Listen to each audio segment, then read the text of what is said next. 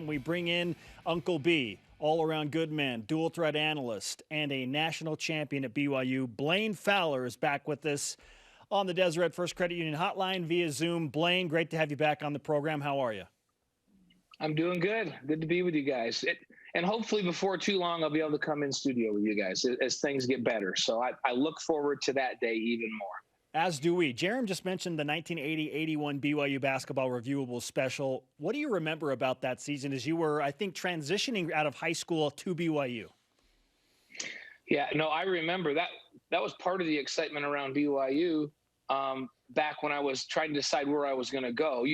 You had that great basketball team with Danny and that whole group that were playing. They were one of the top teams in the country. And at the same time, you had Jim McMahon at BYU shattering every quarterback record there was. I mean, I think it was the Camelot time for BYU that time. And it made it really exciting as I was making my decision where to go.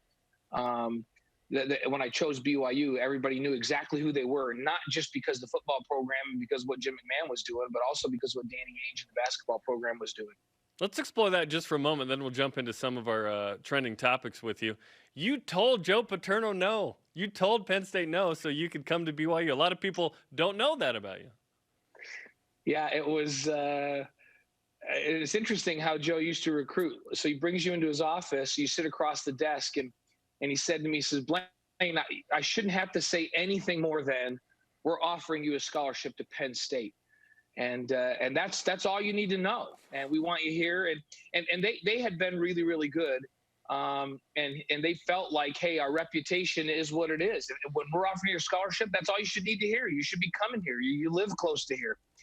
And I remember thinking to myself, yeah, if I don't go here, all of my local folks, if I end up going out to BYU and leaving, the East Coast people are going to be not happy with me. But I just couldn't do it. I had to get out to BYU. If you were a quarterback at that time and you watched what BYU was doing, it was revolutionary. What Lavelle Edwards and his staff was doing. Doug Scoville was the offense coordinator at the time. If you were a quarterback, BYU was the place that you needed to be. And so I told Joe no a couple weeks later that I was going to BYU, and he was very gracious and very kind. He just said, hey, we knew that might be a possibility. We wish you the best and we'll be rooting for you. So he was all class the whole way, but I just thought it was interesting. They didn't tell me how great I was and all of this. They basically said, hey, we're offering you a scholarship. That's all you should need to hear to decide to come to Penn State.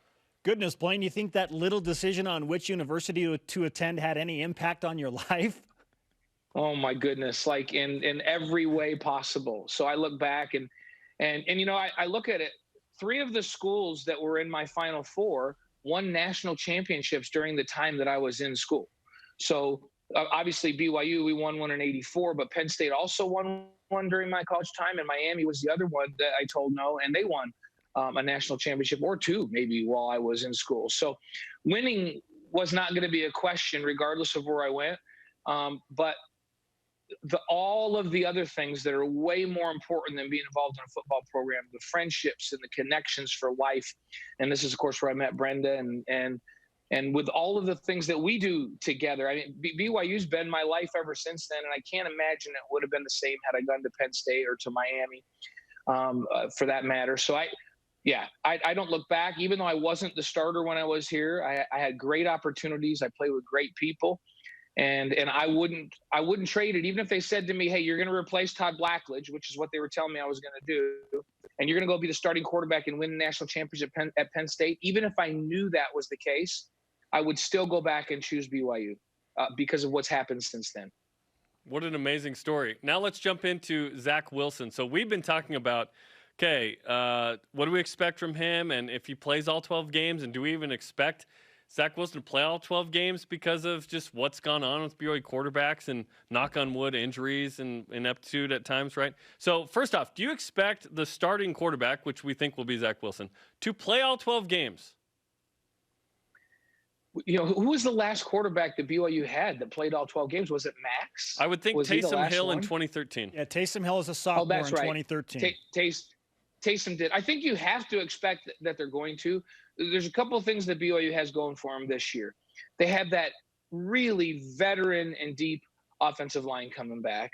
They're deeper at running back than they've been, and hopefully they stay healthy through camp. And so that takes a little bit of pressure off. And then the other thing is I think Zach is going to be able to grow up a little bit and understand when he can go make a play and stay healthy, and when putting his body at risk doesn't make much sense. And so I think as quarterbacks get more and more time, they get smarter that way. I watched Steve Young, who's one of the greatest athletes to ever play the quarterback position. And each year you saw him get a little bit smarter and a little bit smarter and take care of his body, even when the time that he was at BYU. His senior year, he was much less likely to put his head down and run over somebody than he was his sophomore year. And so I think Zach gets smarter. I think the offensive line is going to be one of the best in the country. I think the running backs can take a little bit of pressure off. And so I think there is a better chance than ever for Zach Wilson to actually start 12 games. So I'm going to go into this thing with a positive mindset and say, yeah, it's going to be the first time since, as you guys mentioned, Taysom Hill, that BYU has a quarterback that lines up at the beginning of the season that also is the guy in there at the end of the season. And that doesn't mean he won't miss some plays here and there or a series or two where somebody has to step in. But man, maybe it's wishful thinking. I would really like to see the consistency of a starter be the starter the whole season. Blaine Fowler with us on BYU Sports Nation, a man who said no to Joe Paterno and said no to Coral Gables, Florida, and the University of Miami, no less. Howard Schnellenberger. Yeah, it was Howard Schnellenberger sat. You know what's funny? And I don't want to just go back to that. Howard Schnellenberger sat in my living room with my mom and dad and I. And I'm telling you, his pitch was impressive. He was an impressive man. And he walked out, and my dad said, Miami, what do you think about that? They really seem like an up-and-comer, and he seems like a good man. And I said, no, Dad, he's a good man, but why would I want to go to a crappy losing program like Miami? I'm telling you, he turned that baby around, didn't he? Like, I mean, that thing changed on a dime. I look back and I'm like, I called Miami a crappy losing program. Well, they weren't that from that point forward. They were maybe the winningest program during that next decade. But I said I didn't want to go to a crappy losing program like Miami. I guess I just didn't see the vision of Howard Schnellenberger, but he was impressive. He was very impressive. You almost played for the real you. That's right. No, yeah, the real you and not the one up north. That's what you're saying. I get it. Okay, Blaine, let's go back to this best case scenario. Let's say Zach Wilson remains healthy or relatively healthy and he's able to start all 12 games. Do you expect BYU to have a better record than 7-5, which is being projected by Athlon Sports, a lot of other national publications putting out 6-6? If he starts all 12, are the BYU Cougars going to be better than 7-5? If he starts all 12 and he stays healthy, I think the over-under should be 8, not 7. And just because I think they win 1 or 2 of the first 4, I feel like that next group, so the month of October, they can win 3 of 4 in that month, and then they could win 2 or 3 of 4 down the stretch, and that gets them to 8 or even 9. But that's a big if. But if you have the same guy in there, so that you have chemistry that continues to develop throughout the season, then I think that stretch run, those last 8 games, you have a chance to really go on a run in those last 8 games. And even if you only get 1 win, and say they surprise us like last year and they get 2 in those first 4, now you can have some kind of a special season if you got the same guy in there. But it makes a huge difference. The chemistry that comes, not just with the players on the field, as you've got the same guy in that spot all season long, but your play callers, the coaching staff, they get a little bit better at playing calls that are calling plays that fit your skill set as the season progresses. They understand where you're comfortable and where you're not. They've seen you in certain situations. And I'm sorry, games are just different than practice. No matter how many reps you get in practice, until they're working with you on a consistent basis in a game, they're not completely comfortable with what the best thing to call for you is. And I think that's part of being really, really good and having a special season, is having the same guy in there all season long. So not only do the players get better, but the staff gets better at calling the right plays with that guy. And the good news is he's making the jump from underclassman to upperclassman. He's going to be a junior, and there's certainly an experience level there that will add to what he's done. His freshman year, he comes in midway through. Tanner Mangum, not good enough. You make a change. He has a group of 5 slate until Utah is up 20-0 with 16 minutes left in the game. BYU has some injuries. They lose that one. Then last year we saw some growth. He was really good against USC, made some great plays late against Tennessee. Still looking for that Power 5 win in regulation, right? But he made some clutch plays there. Now he's the guy. Now there's 6 Power 5s on the schedule. What kind of bump up do you expect in terms of what we're going to see from him as an upperclassman now? Well, first I'm gonna preface it with this. I wish he had a whole spring ball to work, because if you think about it, he really has never really had in the last 2 years a spring ball where they could pull him out after every play and say, "What did you see and why did you do that?" Having said that, though, the experience in games, the ability to be the man here throughout summer workouts and throughout fall camp should have him progress dramatically in his decision making. There's never been a question that Zach, from a skill set position, live arm, the ability to make all the throws, his athleticism, be able to extend plays and do all that. That's all there. There's no question that's all there. The big thing is he's got to progress, and I believe he will. This is where I think we'll see the biggest jump in his decision making. Most importantly, he has to take care of the football. He can't turn it over. Too many interceptions, too many times the ball was on the ground, and that's what loses games for you. And I think as he takes that great skill set and becomes a better game manager, we're going to really notice that, and it's going to translate to opportunities to win games at the end. He executes at the end. They win more games if he does that. Blaine Fowler with us on BYU Sports Nation. We've had an opportunity to see Jaron Hall and Baylor Romney shine in moments and in a few games. BYU fans last season were ready to jump on the Jaron Hall and Baylor Romney bandwagons. Are we giving them too much credit based on the limited time and limited games they played in? Is Zach Wilson still the guy? Well, they've done. I don't know that we're giving him too much credit. I still think that the reason this coaching staff continues to invest in Zach Wilson is because they feel like his peak or his upside potential is the best of the group.